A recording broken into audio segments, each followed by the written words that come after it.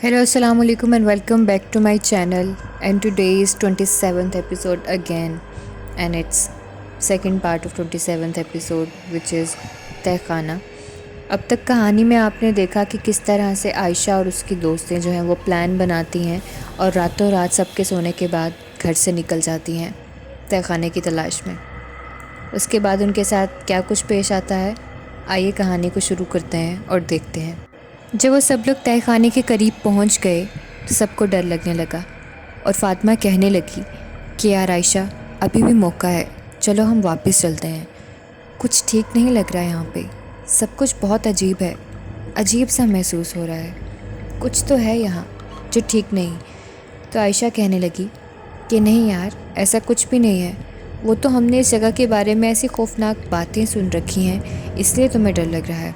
आयशा कहने लगी कि यार अपनी अपनी टॉर्च ऑन कर लो और अब हम अंदर चलते हैं। उस तहखाने पर किसी किस्म का ताला नहीं लगा हुआ था, तो वो लोग आयतुल कुर्सी वगैरह पढ़कर अंदर दाखिल हो गए और आयशा सबसे ज़्यादा एक्साइटेड थी।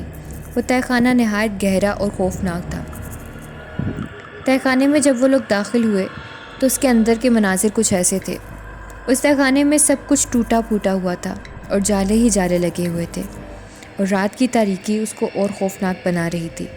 सब लोग अपनी अपनी टॉर्च ऑन करके तहखाने का जायज़ा लेने लगे। वो पुराने वक्तों का बना हुआ था। वो एक छोटा सा घर था जो कि जंग के दौरान बनाया हुआ था और उस घर के अंदर जाकर खुफिया तौर पर एक तहखाना बना हुआ था।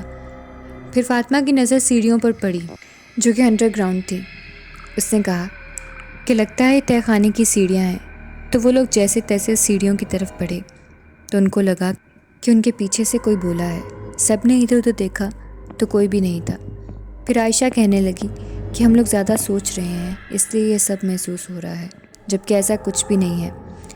अभी वो ये बातें कर ही रही थी कि एकदम कहीं से आवाज़ आई और बहुत ज़ोर की हवा चली। सब डर के मारे एक दूसरे में आकर लगे। फिर फातिमा कहने लगी कि प्लीज़ चलो यहाँ से, यहाँ पर कुछ ठीक नहीं है, हमें अपनी जान रिस्क में नहीं डालनी चाहिए। लेकिन आयशा तो ज़िद पर अड़ी हुई थी और वो कहने लगी कि यहाँ तक आए हैं, अब तो तहखाना देख कर ही जाऊँगी। खैर वो लोग डरते फिरते तहखाने की तरफ बढ़ने लगे और वो सीढ़ियाँ भी चढ़कर नीचे पहुँच गए। जब वो लोग गहराई में पहुँचे तो उन्हें बहुत ही गंदी स्मेल महसूस हुई, जैसे कोई मरा हुआ हो। वहाँ उन्हें इंसानी हड्डियाँ भी मिली और कुछ जानवर भी मरे हुए मिले। अब मारिया, आयशा की दोस्त, रोने लगी कि हम सब कहाँ हैं, खुद ही देख लो, कोई भी नहीं बचेगा हम में से।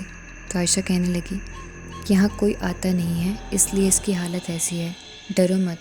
तो मारिया कहने लगी कि यार हद है, तुम क्यों ऐसे कर रही हो? ठीक है सफाई नहीं हुई यहाँ की क्योंकि कोई आता नहीं, लेकिन यहाँ इंसानी हड्डियाँ कहाँ से आईं? तो वो कहने लगी मुझे नहीं पता। इतने में फातिमा को लगा कि उसके पीछे कोई खड़ा है। जब उसने मुड़कर देखा तो पीछे कोई भी नहीं था। सबको कोई ना कोई डर लग रहा था, कोई ना कोई एहसास उनको महसूस हो रहा था। किसी को आवाज़ें आ रही थीं तो किसी को लग रहा था कि उसके पीछे कोई खड़ा है। कि इतने में मारिया ने कहा कि यार इतनी सर्दी है, इतना सर्द मौसम है, लेकिन यहाँ पे इतनी शदीद गर्मी क्यों है? इतनी गर्मी ऐसे लग रहा है जैसे सब पिघल जाएगा। तो समझ में किसी को नहीं आ रहा था कि आयशा के पीछे से किसी ने आकर हाथ रखा। उसने एक ज़ोरदार चीख मारी। जब पीछे मुड़कर देखा तो वो कोई और नहीं बल्कि उनकी दोस्त साइमा थी। वो तीनों हैरान रह गई कि तुम यहाँ क्या कर रही हो और अकेले कैसी आई हो? तो उसने कहा कि तुम लोगों के बगैर मेरा दिल नहीं लग रहा था, सोच रही थी कि तुम लोग मुझे छोड़कर अकेले क्यों चले गए हो। तुम सब मुझे बाद में चिढ़ाओगी, तो इस वजह से मैं भी तुम लोगों के पीछे आ गई। और मुझे एड्रेस पता था क्योंकि मैंने अब तुम्हारी दोस्त से पूछ लिया था। खैर उन लोगों को एक और सहारा मिल गया।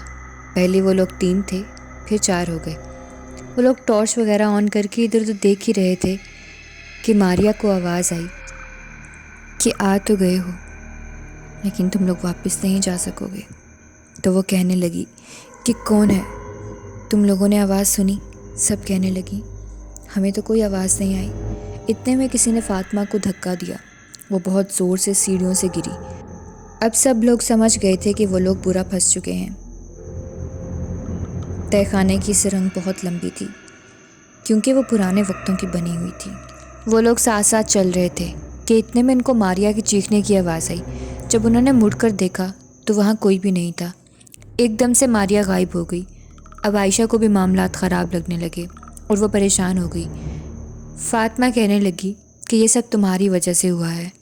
عائشہ، ماریا بھی غائب ہو گئی ہے، پتہ نہیں اب وہ بچے گی بھی یا نہیں، پتہ نہیں ہم بھی بچیں گے یا نہیں۔ تو سائمہ کہنے لگی کہ یار لڑو تو مت، اب اتنی ٹینشن میں تم لوگ کیوں اس طرح کر رہے ہو؟ فاطمہ نے دیکھا کہ سائمہ کی شکل کچھ بدلی ہوئی سی لگ رہی ہے اور وہ عائشہ کو گھور رہی ہے۔ اس نے سائیڈ میں جا کر عائشہ کو بتایا کہ مجھے سائمہ ٹھیک نہیں لگ رہی۔ کہ اتنے میں سائمہ ان کے پاس آ کر کہنے لگی کہ کیوں بھائی، مجھے کیا ہوا ہے؟ میں تمہیں ٹھیک کیوں نہیں لگ رہی؟ تو فاطمہ نے کہا کہ تم پریشان لگ رہی ہو۔ تو سائمہ اونچی اونچی ہنسنے لگی اور کہنے لگی کہ بات خوب بدلی ہے۔ یہ کہتے ہی عائشہ اور فاطمہ کے سامنے ہی ان کی دوست سائمہ ایک نہایت بد شکل اور خوفناک چڑیل میں تبدیل ہو گئی۔ وہ دونوں رونے لگیں کہ اب تو ان کو چاہ کر بھی کوئی نہیں بچا سکتا۔ وہ دونوں بھاگ کر دیوار کی طرف بیٹھ گئیں اور پھر دروازے کی طرف لگ گئیں، مگر دروازہ کھل ہی نہیں رہا تھا۔ کسی نے دروازہ بند کر دیا تھا۔ اس نے بہت کوشش کی دروازہ کھولنے کی، لیکن دونوں ہی ناکام رہیں۔ اور کوئی کہنے لگا کہ انسان کتنا بے وقوف ہے، آسانی سے کتنا پاگل بن جاتا ہے۔ اتنے میں ان کی دوست ماریا ہنستے ہوئے آئی اور کہنے لگی کہ یہ تو اتنے پاگل ہیں کہ ان کو میں بھی ان کی دوست لگی۔ دونوں حیرت سے ایک دوسرے کو دیکھ رہی تھیں کہ وہ بھی اپنی حیوانی شکل میں آ گئی۔ وہ سمجھ نہیں پا رہی تھیں کہ یہ کیا ہو رہا ہے۔ ماریا آخر کہاں گئی؟ وہ لوگ بس رو ہی رہے تھے اور وہ جنات ان کو مزید ڈرا رہے تھے کہ ہمارے تہہ خانے میں آنے والا کبھی بچ کر زندہ نہیں جاتا۔ صبح ہو چکی تھی، تھوڑی سی روشنی بھی دکھ رہی تھی، لیکن وہ نہیں جانتے تھے کہ ان کے ساتھ آگے کیا ہونے والا ہے۔ ان کو بس اپنی موت دکھائی دے رہی تھی۔ اتنے میں ان کو دروازے پر دستک کی آواز آئی۔ یہ آواز کسی اور کی نہیں بلکہ فاطمہ کی اسی دوست کی تھی جن کے گھر وہ لوگ رکے ہوئے تھے۔ ان کی جان میں جان آئی۔ اچانک سے دروازہ بھی کھل گیا اور تہہ خانے کے جنات، جو کہ بہت طاقتور تھے، ان سب کو اندر نہیں آنے دے رہے تھے، لیکن وہ اپنے ساتھ پیر صاحب کو لے کر آئے تھے۔ تو ان کے کلام سے وہ لوگ اندر داخل ہو گئے اور ان دونوں نے دیکھا کہ سائمہ ان کے ساتھ تھی، یعنی وہ جو سائمہ کی شکل اختیار کر کے چڑیل کھڑی تھی، وہ اس کے جسم میں داخل نہیں ہوئی تھی بلکہ سچ میں ہی چڑیل تھی۔ اور سائمہ نے ہی ان سب کو منایا اور کہا کہ ان کی دوستوں کی جان کو خطرہ ہے۔ ایک دم وہ جنات غائب ہو گئے۔ عائشہ اور فاطمہ گھبرا کر کہنے لگیں کہ بیچاری ماریا بھی یہیں تھی، مگر ان چیزوں نے اس کو کہیں غائب کر دیا۔ اتنے میں کسی کے گرنے کی آواز آتی ہے۔ جب وہ لوگ دیکھتے ہیں تو وہ ماریا ہی ہوتی ہے، جو کہ زمین پر پڑی ملتی ہے۔ ایک دم سب ڈر جاتے ہیں کہ شاید یہ مر تو نہیں گئی، لیکن وہ بے ہوش ہوئی ہوتی ہے۔ جب پیر بابا اس پر دم کرتے ہیں تو وہ ہوش میں آ جاتی ہے۔ سب اللہ کا شکر ادا کرتے ہیں کہ ان کی جان بچ گئی، کہ اتنے میں وہ چڑیل بھی سامنے آ جاتی ہے۔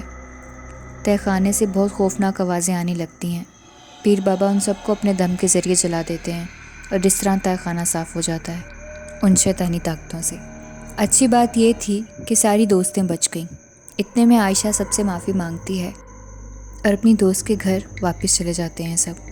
عائشہ کو 4 دن ہو جاتے ہیں وہاں گاؤں میں ہی۔ اس کے گھر سے فون آتا ہے، اس کے پیرنٹس کو بھی اس کے جھوٹ کا پتہ چل جاتا ہے یونیورسٹی سے، اور اس کی دوست جو ساتھ نہیں گئی تھی وہ سب کچھ بتا دیتی ہے۔ وہ لوگ واپس گھر پہنچ جاتی ہیں اپنے، اور عائشہ اپنے گھر جا کر بہت ڈانٹ کھاتی ہے اپنے پیرنٹس سے، اور ان سے وعدہ بھی کرتی ہے کہ آج کے بعد وہ اس طرح کا کبھی کوئی کام نہیں کرے گی جس سے اس کو اور اس کے دوستوں کو نقصان پہنچے، کبھی جھوٹ نہیں بولے گی۔ اس کے پیرنٹس اس کو معاف کر دیتے ہیں اور کبھی دوبارہ اس نے اس طرح کا کوئی کام نہیں کیا۔ So that's it for today's video. I hope آپ کو آج کی یہ کہانی اچھی لگی ہوگی۔ دوسرے پارٹ میں کہانی کمپلیٹ ہو گئی۔ کمنٹ سیکشن میں بتائیے گا کہ آپ کو کہانیاں کیسی لگ رہی ہیں اور آپ کس طرح کی مزید سٹوریز چاہتے ہیں۔ اپنا سجیشن ضرور دیجیے گا۔ ہارر سٹوریز میں کس ٹائپ کے کانٹینٹ آپ چاہتے ہیں، کوئی ٹاپک اگر آپ کے ذہن میں ہے تو ضرور بتائیے گا۔ میرے چینل کو سبسکرائب کر لیں اور بیل آئیکن کو دبا دیں تاکہ آپ کو نئے نوٹیفیکیشنز وقت پر ملتے رہیں۔ ملتے ہیں نئی ویڈیو میں نئی کہانی کے ساتھ۔ اپنا رکھیں خیال۔ خدا حافظ۔